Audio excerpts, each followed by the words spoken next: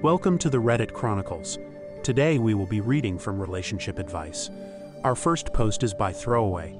I, F26, had my leg amputated and I feel like my husband, M29, doesn't like me as much anymore. Is this in my head or real? I know it's unlikely anyone will be able to give me a fully accurate picture, as you don't know me, but I just want support.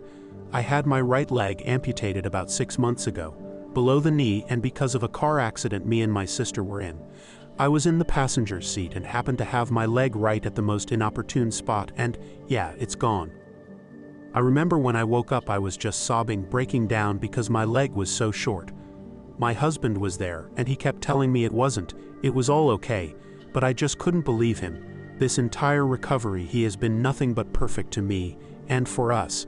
Obviously, getting your literal leg chopped off comes with challenges. I used to be a figure skater and a runner, neither of which I'll ever be able to do again, at least not at the degree I used to. I know this is the least of my concerns, but also I'm just not as attractive anymore. I'm just not. My husband still tells me I'm beautiful and my leg is different, but he still loves them, but I don't know, I just can't believe him. We have had sex 3 times in the past month, which were the first time since the accident. The first time he avoided my legs entirely. Second time I was on top, and I could tell it was hard for him to not keep glancing at it. Third time he covered my legs up when I laid down. It just made me feel like crap. He helps me so much, but it's just so obvious. He doesn't like the way I look now, or at least he misses my old legs. I miss my old legs. I wish this never happened, and I wish it wasn't interfering with my marriage. I'm not even sure what I'm looking for, except for somebody to maybe tell me if you or your person has gone through something similar. Doesn't even have to be amputation, just anything medical that really affected you.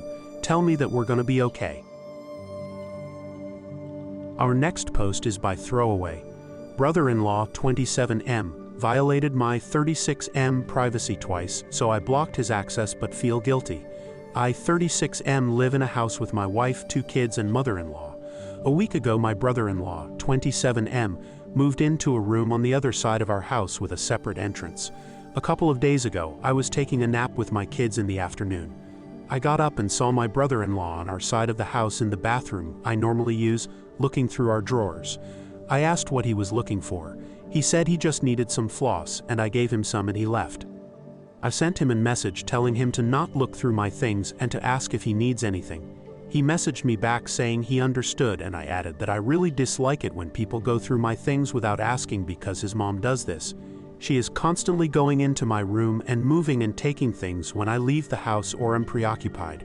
He replied, "No way, I can't believe she would do that." At this point I thought we had an understanding. 2 days later I was at work.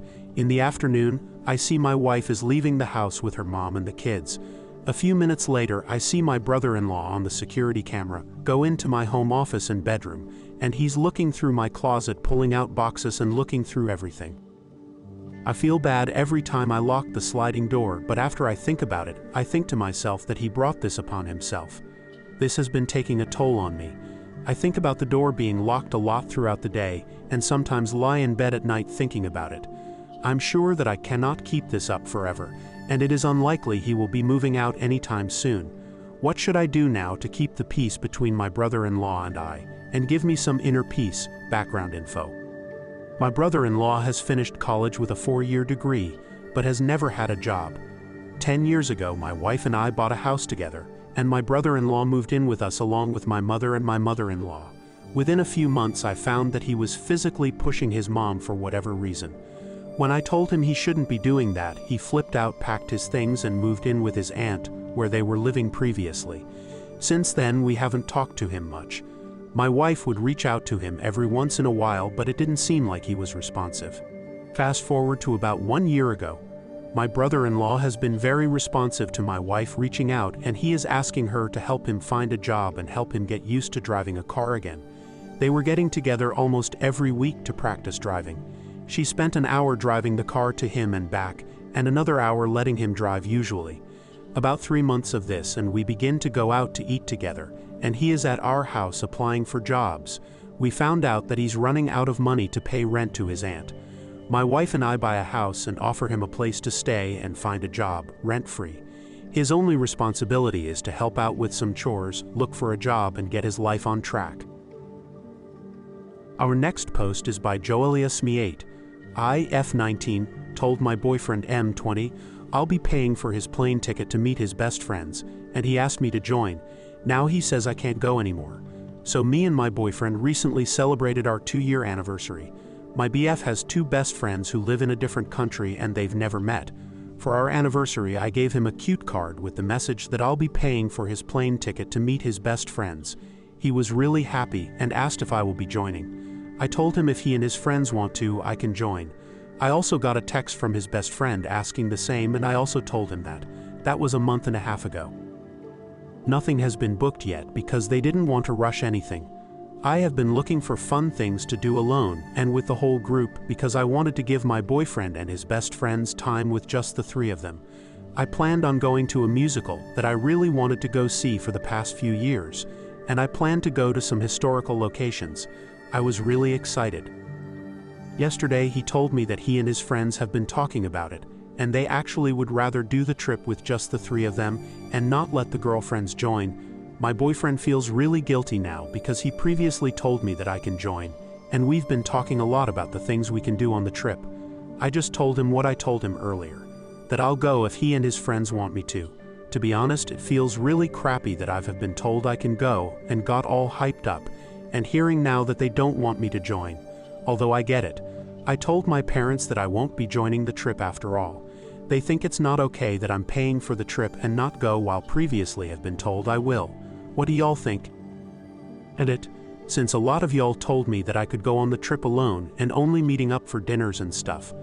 That would be a lovely idea, and I brought it up. His friends are British and we are going to London.